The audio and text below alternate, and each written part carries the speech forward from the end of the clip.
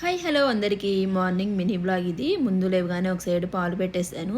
ఇంకా రైస్ కుక్కర్లో రైస్ కూడా పెట్టేసాను అనమాట. రైస్ కూడా అయిపోయింది. ఈరోజు టిఫిన్ వచ్చి రాగి జావ అనమాట. వారానికి ఒక 2 సార్లు రాగి జావ చేస్తాను. అందరం అదే తాగుతాము టిఫిన్ బదులు. ఇంకా వాటర్ పొయ్యి మీద పెట్టేసుకొని 2 టేబుల్ స్పూన్ల రాగి పిండి వేసుకోవాలి.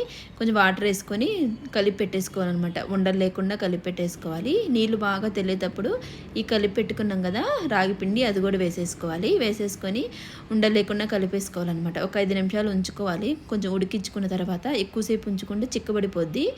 ఉడికిన తర్వాత ఇంక దించేసుకోవడమే. నేనైతే పిల్లలకైతే ఒక చిన్న టీ గ్లాస్ పాలు పోసేస్తాను. కొంచెం షుగర్ వేసేసి పక్కన పెట్టేశాను అనమాట, చల్లారితే కదా అని. ఈరోజు లంచ్ బాక్సులోకి పోపు రైస్ చేశాను. కొంచెం ఆయిల్ వేసుకోవాలి. ఆవాలు, జీలకర్ర, పసెనపప్పు, మినపప్పు, వెల్లుల్లిపాయలు, ఎండుమిరపకాయలు, కారము, ఉప్పు, ధనియాల పొడి కూడా వేసేసుకొని కొంచెం కరివేపాకు కూడా వేసేసుకొని ఇంకా రైస్ వేసుకోవడమే అనమాట. బాగా ఫ్రై చేసుకోవాలి. రైస్ ఒక 10 నిమిషాలు ఫ్రై చేసుకుని టేస్ట్ బాగుంటుంది.